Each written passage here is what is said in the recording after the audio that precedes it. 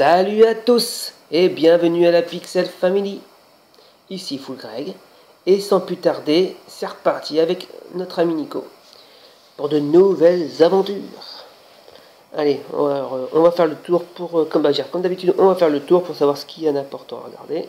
Il y a le téléphone. Un téléphone, certainement réservé au personnel. Là, on va voir. Je n'ai pas de coup de fil à donner. C'est pas faux. Après, il y a le monsieur qui est là. Ah non, c'est pas un monsieur, c'est quoi? La vitrine contient un poignard orné de motifs mayas.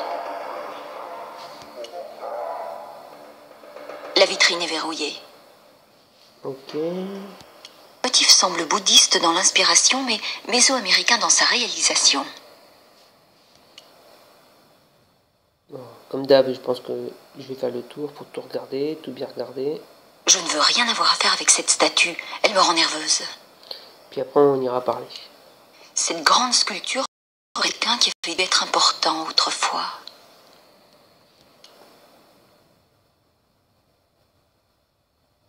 La statue est nulle, mais son chapeau est une merveille. Où l'a-t-il ligoté? C'est très chic. Un petit carreau plat d'obsidienne polie. Ça n'a rien à voir avec ce que je recherche. Selon la note, il s'agit du miroir céleste remis au docteur John Dee par Sir Francis Drake.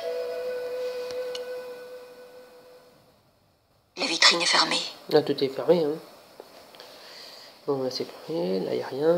Il y a le mec. Ah, tiens, le mec, on va quand même voir ce qu'il peut dire sur lui, là.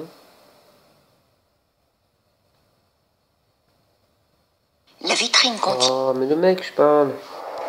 Le gardien ne le montre pas, mais je sens qu'il épie le moindre de mes gestes. On va y avoir tout à l'heure. C'est quoi, là? La vitrine contient 2 vases. Va voir les vases. Dis-moi ce que tu as à me dire sur les vases. Je suis peut-être une béotienne, mais les vieux vases ne m'intéressent pas du tout. Ok. Les pots dans la vitrine semblent beaucoup amuser les filles.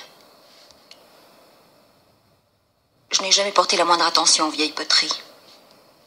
Les 2 japonaises semblent curieusement hilares. On dirait les 2 japonaises qu'on avait vues avec George au tout début du jeu. Bonjour, est-ce que vous pourriez m'aider? Ohayo gozaimasu. Qu'est-ce qu'il y a de drôle? Laisse tomber.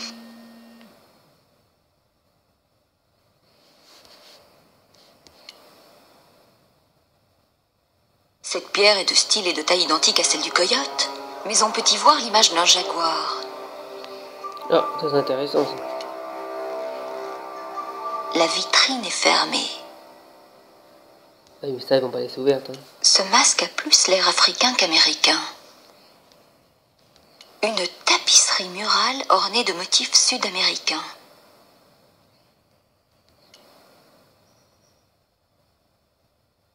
Ce masque ne m'intéresse pas, bien qu'il me fasse penser à quelqu'un. Il y a qui?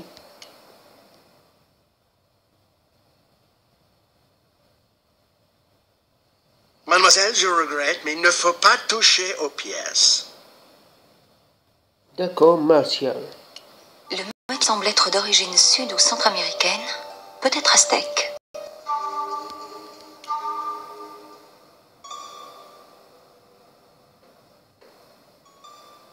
Je ne pense pas pouvoir passer inaperçu avec cette pierre sous ma veste. George, il y arrive, lui, hein. Lui, il met des trucs de ouf dans ses poches. Bon, je crois qu'on a fait le tour, on va y parler au mec. Si j'y arrive, là, parce qu'il n'est pas là. Clic, voilà. Tac.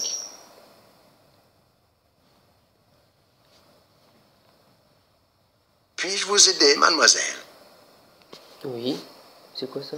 Que pouvez-vous me dire au sujet du miroir céleste? Ah, il appartenait à un alchimiste qui était aussi un espion à la solde d'Elizabeth, un certain John Dee. Il a été rapporté du Nouveau Monde par Sir Francis Drake. C'est d'origine maya, vous savez. Le miroir céleste, qu'est-ce que c'est exactement? Ça ressemble à une boule de cristal, à cette différence près qu'on ne voit rien dedans. Apparemment, John Dee avait un assistant qui s'en servait pour communiquer avec les anges. Si vous voulez mon avis, Il était fou allié. Vous avez déjà entendu parler d'un capitaine anglais nommé El Draco? El Draco? Ce n'est pas un nom très anglais. Je pense que ce sont les Espagnols qui lui ont donné ce nom. C'était à l'époque des conquistadors. Au XVIe siècle? Ah oui, ça me revient. C'est comme ça que les Espagnols surnommaient Sir Francis Drake. Francis Drake? Vous avez quelque chose lui ayant appartenu ici? Mais oui, mademoiselle, nous avons 2 ou 3 objets qu'il avait rapportés d'un voyage. Ça ne ressemble pas du tout à la pierre du yacht. Ça me fait plutôt penser à un petit miroir noir. Est-ce que le miroir céleste est le seul objet en obsidienne que Drake avait donné à Dee? Et c'est étrange que vous me posiez cette question. Il lui a aussi rapporté un objet qu'on appelle la pierre du jaguar. Mais Dee ne l'a jamais aimé. Il aimait bien les anges de son miroir, mais pas les démons de cette mystérieuse pierre. Et je peux regarder le miroir de Dee de plus près? Il n'en est pas question. C'est justement pour ça que la vitrine est fermée. Ils ont essayé de faire des journées portes ouvertes. Vous devinez la suite. De sales petits voyous se sont enfuis avec toutes les pièces. Portes ouvertes. Tu parles. De mon temps, c'était plutôt interdiction de toucher. Franchement, je vous le demande, qu'est-ce que les mômes connaissent à la civilisation maya? Rien du tout.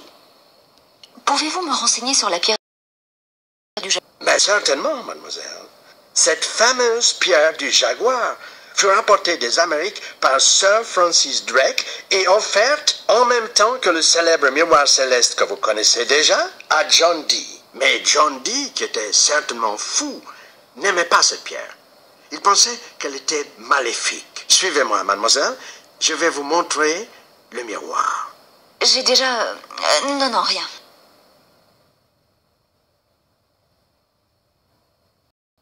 Le voilà, le fameux miroir céleste de John Dee qui lui a été offert par Francis Drake. Savez-vous si ce miroir a un rapport quelconque avec Tezcatlipoca? Comment? Tezcatli? Je ne peux même pas le prononcer. Ah, voilà quelqu'un qui pourra vous aider beaucoup mieux que moi.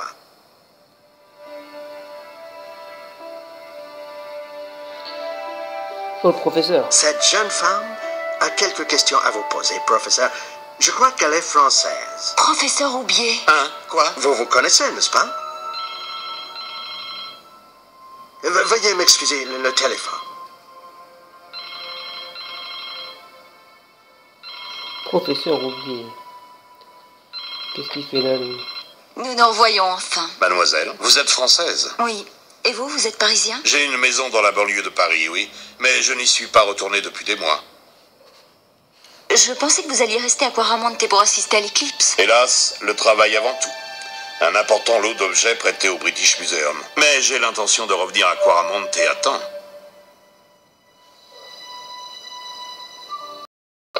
À quoi la main? Depuis un an. Professeur Oubi, votre fille est arrivée. Veuillez m'excuser, j'ai une affaire à régler au doc. On n'est pas fini de parler, il y a plein de trucs d'autres. Revenez. Pouvez-vous me donner quelques renseignements sur la pierre du jaguar? Certainement, mademoiselle. C'est bien avancé un peu.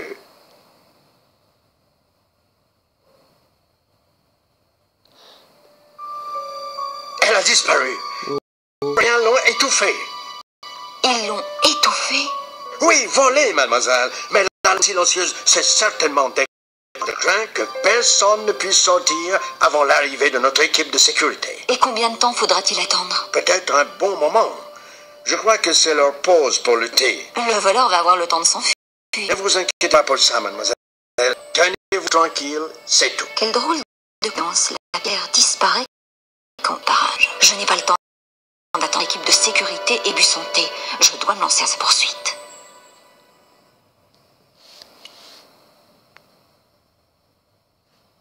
Vous ne trouvez pas étrange qu'Aubier ait une affaire urgente à régler au dock? Pas du tout, jeune fille. Il est parti surveiller le déchargement d'un bateau. C'est une exposition de sculptures maya en provenance de Mexico. Quel est le nom du bateau? Le Princesse Xibalba. Il est mouillé près de Tower Bridge. Pourquoi me demandez-vous ça? Simple curiosité. Je n'ai pas volé la pierre, je n'étais même pas près d'elle. Alors qui a pu la voler? C'est vous, n'est-ce pas? Mais enfin, Réfléchissez, mademoiselle. Que voulez-vous que je fasse d'un objet Maya? Je n'en sais rien, mais je suis sûre que la police vous fera avouer. Je n'ai rien d'autre à lui demander. Ah mince, c'était juste... en fait, je devais savoir c'était qui à peu près. Je crois que c'était des questions à poser et puis j'ai mis ça au hasard. C'est quoi ça? Ah, une clé là. Prends la clé.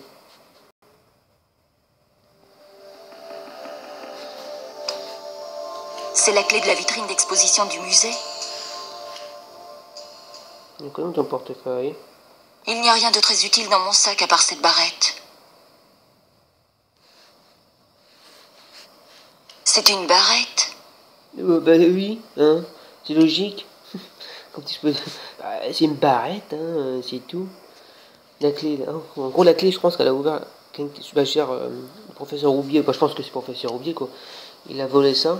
Est-ce qu'on peut prendre ça, là-bas? Ça ouvre tout ou pas?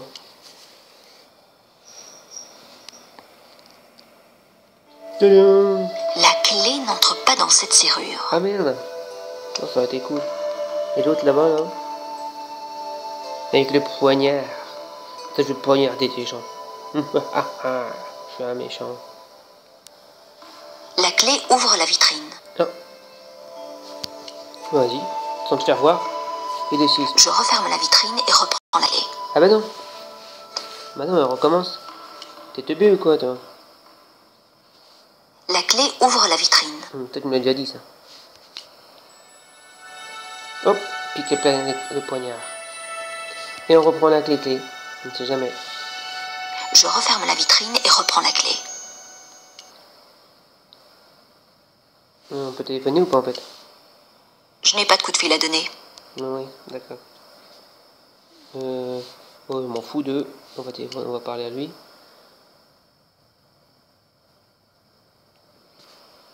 Je ne pense pas que le gardien du musée sera intéressé par cette barrette, même si elle est très jolie.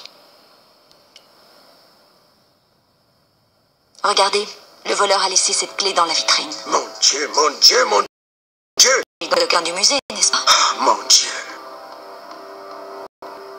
En d'autres termes, le voleur ne peut être que le professeur Roubier. Laissons la police en décider. Voulez-vous? Je ferais mieux de les appeler immédiatement. Bah, je croyais qu'ils allaient arriver. Après le thé. Ah oui, monsieur. Je te jure, toi. Allô? Ça ne me dérange pas qu'il appelle la police, mais Oui, je ne quitte pas. je dois absolument rattraper Roubier, et vite. D'accord. Vas-y.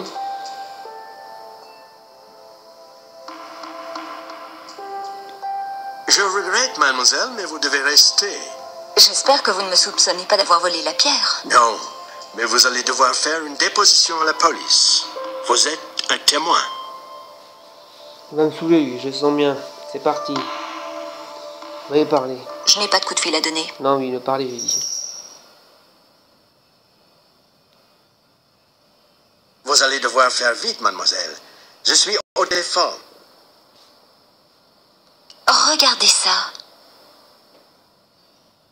Qu'est-ce que vous faites avec ça? Je l'observe. À quoi ça servait? C'est une dague de sacrifice, et je me sentirais beaucoup mieux si vous la reposiez. T'as peut-être pas dû me montrer, en fait. Ok, maintenant je peux la reposer. Faut que je me barre de là, putain, ça m'énerve, ça. Quoi déjà derrière, hein? Tu voulais pas tout à l'heure, il y a quoi derrière? Oh, une polte! Les portes sont verrouillées. T'as quelque chose pour la verrouiller? Ça? Les portes sont verrouillées. Les portes sont verrouillées. Oui, bah c'est bon, on a compris. Après, ça fonctionne, ça. Je force la poignée de la porte avec le petit poignard. Bah voilà, on a trouvé. Bah, c'est bien, ça. Une fois, j'ai de la chance, comme ça, je trouve vite. Bon. Pendant ce temps, au domaine catch, Oh, je La vois pièce a été décorée pour faire croire qu'on se trouve à l'intérieur des navires. J'en ai presque le mal de mer. On rejoue avec George. Bah, c'est joli, j'aime bien moi. C'est joli leur truc. C'est couture. C'est une lampe à huile en cuivre. Je sais pas ce que j'en ferai. Une superbe maquette de navire. Une super maquette de navire. Le bateau a l'air trop fragile pour que je le touche. Bah touche pas alors. C'est un vieux manuscrit couvert de pattes de mouche indéchiffrable. 20 mars 1556.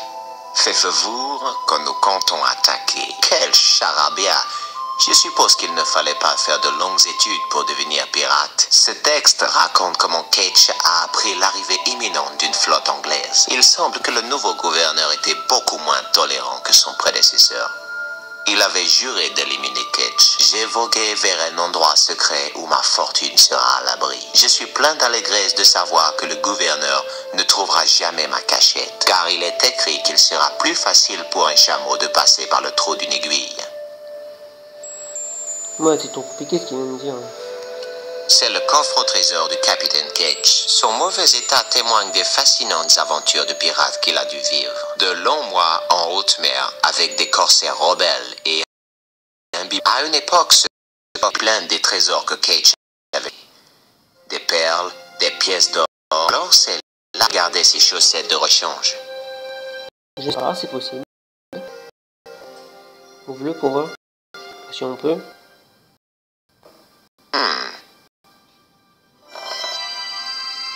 Surprise! What? Qu'est-ce que ça fout là-dedans, hein? Mais marche ensemble.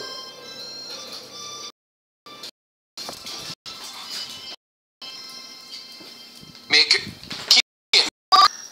C'est Emily! Qu'est-ce que tu fabriquais là-dedans, Emily? Je me cachais. Qu'est-ce que tu fais ici? Des trucs d'adultes. D'adulte. Moi, je ne serai jamais adulte. Jamais. Tu ne devrais pas être là. Comment tu t'appelles? George. Contente de te voir, George. George. George. Oh, d'où Jésus. Décide-toi alors. C'est Georges ou d'où Jésus? Je te jure, la meuf. Tu sais utiliser un théodolite? On n'apprend pas à être géomètre dans mon école. Pas avant la 6e, en tout cas. Tu veux jouer aux fléchettes? Non. Allez, je frappe. C'est dangereux de me crever les yeux. Regarde, une vieille pierre Maya. C'est une pierre magique? Ah, ça, je ne sais pas trop. Ah! Je suis sûr que tu n'es pas capable de garder ce morceau de charbon dans la bouche pendant une demi-heure. Bien sûr que si. Je pourrais le garder sur ma lampe pendant des heures et des heures. Ah oui? Alors vas-y, prouve-le. J'ai pas envie.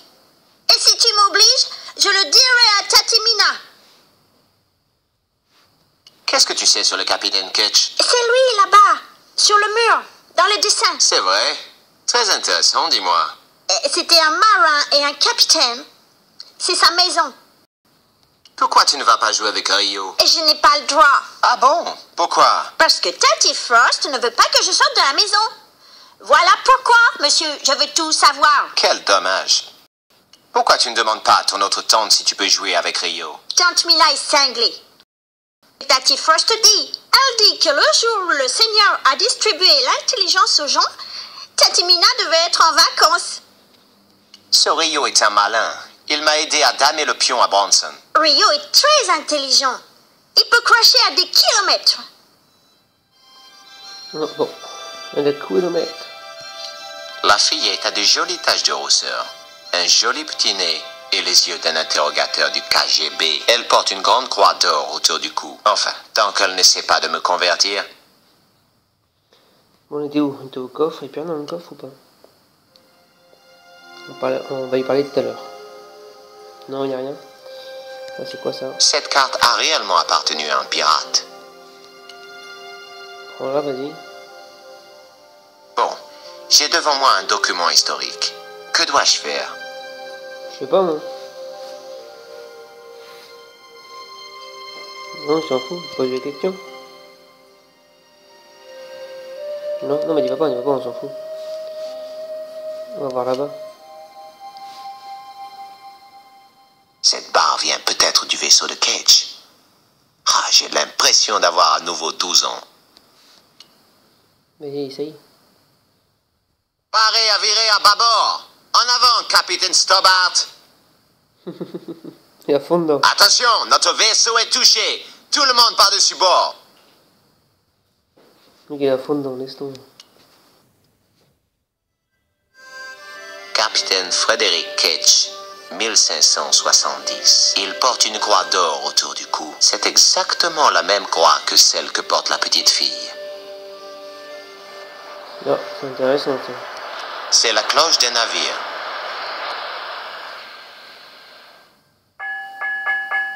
Qu'est-ce qui cloche avec cette cloche? J'aime bien les pirates.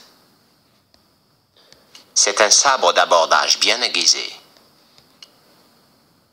Je pourrais facilement attraper ce sabre et le glisser dans ma poche. Je pourrais aussi facilement regretter un tel geste. Si tu te coupes le oui, t'es mal barré. Je pense que c'est d'être super. C'est un vieux île. Il provient peut-être du navire de Ketch. On va voir le vieux île.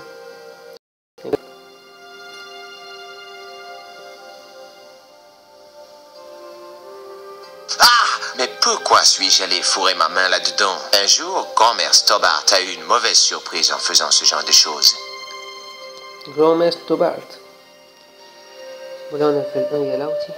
Ce pupitre a un drôle de renfoncement. C'est sans doute pour y caler les objets qui risquaient de tomber pendant les tempêtes. Il y a aussi un encrier et une plume. Mais on va voir. Hein. Jette ton coup d'œil. Ce truc doit être placé là où il se trouve. Je veux donc le laisser en place. Dans l'angle du pupitre, il y a un vieux reposoir. Ça me paraît un peu grand comme encrier. Peut-être que Ketch utilisait ça pour maintenir sa bouteille de rhum en place. C'est une de ces plumes qu'on utilisait autrefois pour écrire. Hop, pique les plumes. Ça pourrait me servir si j'ai envie de chatouiller quelqu'un.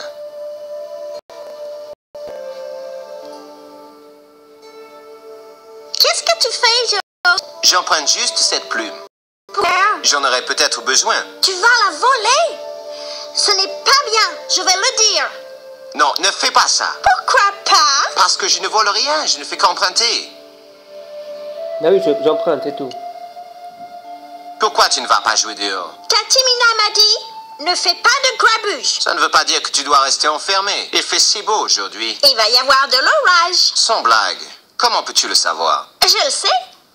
Je peux voir la planète toute entière de ma fenêtre. Ouais, d'accord. Bon, je te dis ce que j'avais à faire. Cette croix que tu as à ton cou, Emily. Et c'est ma croix porte-bonheur de Jésus. Elle ressemble à celle que portait le capitaine Ketch. Ah bon? Je peux te l'emprunter? Ah non! Qu'est-ce que tu voudrais en échange de la croix, Emily? Un petit chien. Je n'ai pas de petit chien sur moi en ce moment. Il n'y a pas d'autre qui pourrait t'intéresser? Je sais pas. On a quoi d'intéressant dedans? Regarde, tu veux pas ça? C'est brise. Cela ne l'aurait pas intéressé. Non. Bah, qu'est-ce que t'en fais? Demande-lui une culotte? Non, non, non, peut-être pas. On peut me demander la culotte quand même. Tiens, statut de test les brocards. Oui? Cela ne l'aurait pas intéressé. Bon, bah, je sais pas alors. Tac. Bon, on a tout vu, hein, malheureusement. Il n'y a rien d'intéressant. Il n'y a rien d'autre d'intéressant. On va y voir dehors. Ça m'embête un peu de partir, mais il n'y a pas gros. Peut-être qu'il y a un truc qui va se passer dehors.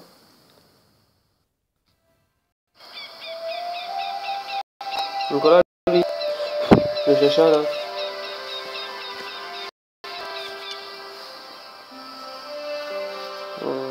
Voilà, il n'y a rien pour l'instant. Il n'est plus là-haut, tiens. Ils l'ont descendu. C'est pas là non plus. Rien. Il est encore là, le gamin.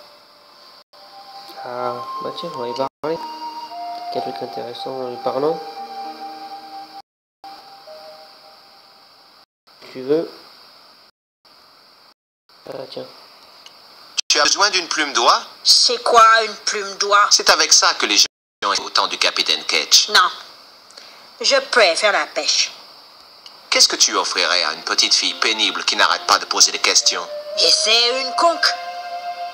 Ça a de jolies couleurs et une forme intéressante.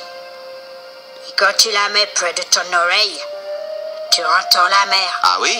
Et pourquoi ça? Parce que généralement tu es près de la plage. Chouette, tu en as une? Ouais. Mais je l'ai promise à ma soeur. Elle est furieuse contre moi. Pourquoi ta sœur est-elle fâchée après toi? Eh bien, hier soir, quand je suis entrée à la maison avec notre dîner, elle est devenue folle. Oh, elle m'a dit. Pourquoi attrape que des gobies? J'en ai marre des gobies. Je veux du bon chat. Et ne t'avise pas de revenir à la maison avant d'en avoir attrapé un. Je ne vois pas comment je pourrais attraper un poisson-chat avec ma petite canne à verre de terre. De quoi as-tu besoin pour attraper un poisson-chat? D'une de ces drôles de mouches que les riches pêcheurs utilisent. Et tu veux que je trouve ça comment? Hein? Il y a rien d'autre. Sans Rio pour le piloter, ce canot n'est d'aucune utilité. Il n'y a rien d'autre d'utilisable sur cette épave de bicyclette. Je n'ai rien d'autre à lui demander. Ok, bon. Ok, on va repartir. Alors il faudrait que je trouve une plume machin là. Pour pouvoir... pour pouvoir voir... Oh attends, j'ai une idée. Je crois, si c'est ça, c'est que ça me tique un peu hein.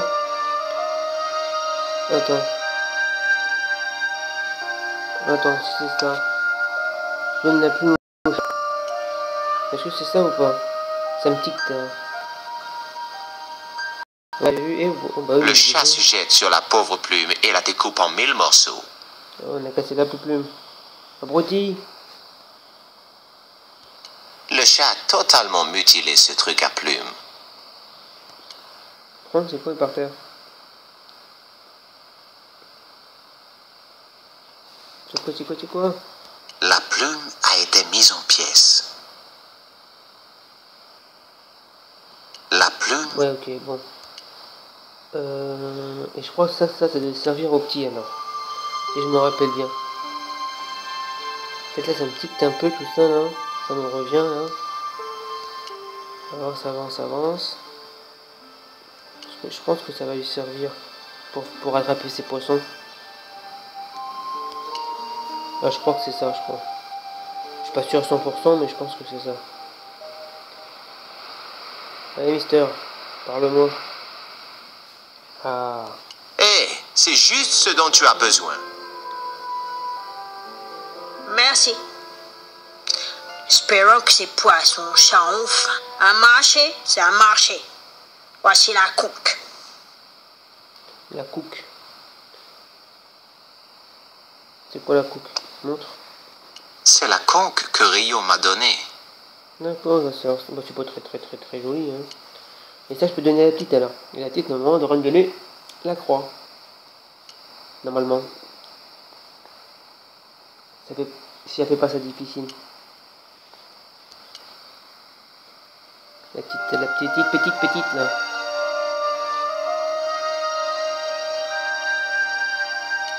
Méchant chat. Et toujours avec son poisson, on y pense. Hein. Le premier, il te l'a bouffé en 2 secondes et celui-là, il met 15 piges. Et toujours en mode danse. Hein. Je te jure. À fond dedans.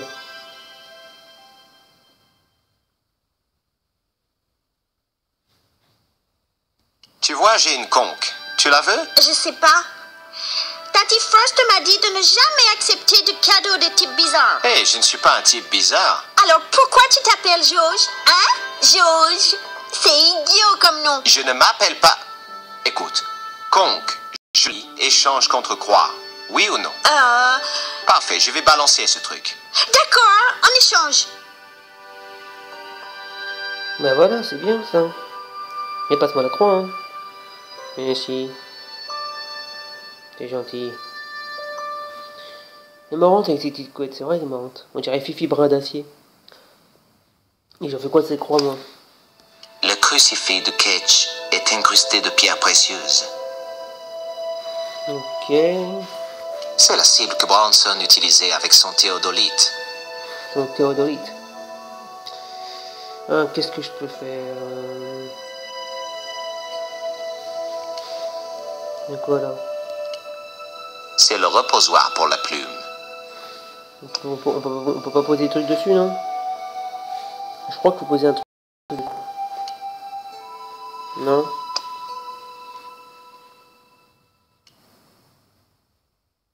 Ah. La croix de Cage rentre parfaitement dans le repose-plume. Qu'est-ce que tu fais maintenant, George? Bon, ça suffit maintenant. Il faut que je te dise, j'ai horreur du style cucu ou chien perdu. Tu saisis? J'ai mis ta croix dans le trou du repose-plume. Pourquoi? Au départ, sur un coup de tête, une intuition. C'est idiot. Les femmes sont les seules à avoir de l'intuition. C'est quoi déjà ça? Ce pupitre a un drôle de renfoncement. Il y a aussi un encrier et une plume. Ouais, là la plume elle y est plus. Hein. Je crois qu'il faut prendre ça. Je crois qu'il faut prendre la carte. Si je me rappelle bien, il faut prendre la carte et la mettre sur le tablier. J'ai devant moi un document historique. Que dois-je faire? Faut là-dessus, non? Ah, j'aurais dû faire ça dès le début en fin de compte. La carte d'engagement du pupitre. Fais maintenant. Des trucs d'adultes. Ça m'étonnerait. Je pose cette vieille carte sur le bureau. Pourquoi tu fais ça, George? Parce que c'est évident que c'est fait pour entrer dans cette encoignure. Comment peux-tu le savoir? Ça saute aux yeux. Alors, regarde. Non, il y a un autre. Ce truc est fait pour être placé là où il se trouve. Je veux donc le laisser en place. Je ne vais pas enlever la croix du reposoir. Quelque chose me dit que c'est là qu'elle doit être placée. Oui, bah oui. Ok. Dans l'angle du pupitre, il y a un vieux reposoir. Ah oui, ça c'est comme la carte, on peut le prendre aussi. Ce qui fait qu'on pourrait le mettre là-bas. En tenant cette lanterne, je me sens devenir un personnage de la Bible. Jésus ou Moïse peut-être. Donc là. Et ben voilà, c'est bien ça. La lanterne tient trop bien dans l'encrier pour qu'il s'agisse d'une simple coïncidence. Avant que tu me le demandes, j'ai mis la lanterne dans l'encrier. Tu vois, ça marche. Pourquoi? Parce que c'est fait pour. Pourquoi? Vieux roublard de capitaine, je voulais que ce soit comme ça. Pourquoi? Pourquoi tu poses autant de questions? Parce que ça m'intéresse. Pourquoi? Parce que je suis possédée par le démon de la curiosité comme tous les enfants. Pourquoi? Ok, on fait une trêve. La lanterne éclaire violemment la surface du pupitre. La lumière fait apparaître une ombre derrière la croix. Elle aussi d'ailleurs. Et l'ombre précision vers une petite île en forme de crâne.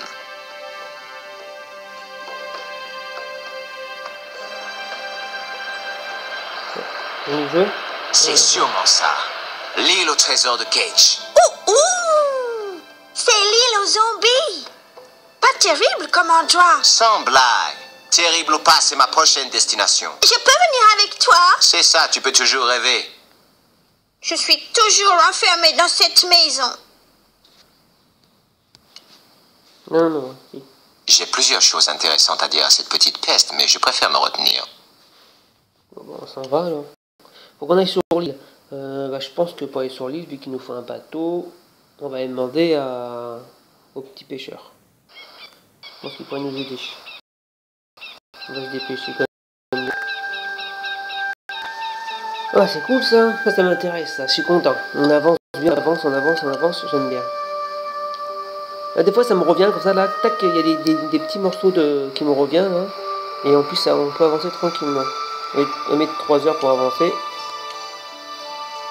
Mais des moments, ça m'arrive, des fois, je me rappelle pas.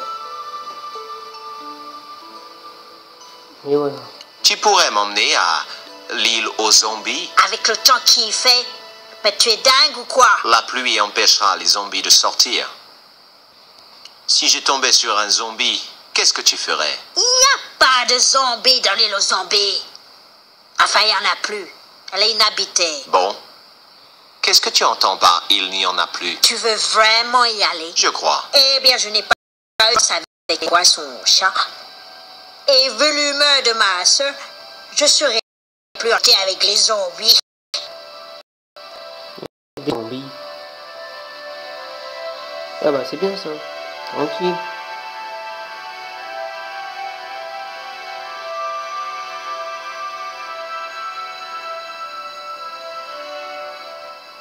Bon, c'est parti hein. Here we go. Eh, te casse pas la figure avec ta barque hein. Comme il a fait donc tu es dans la flotte. Allez dégage. À l'abordage.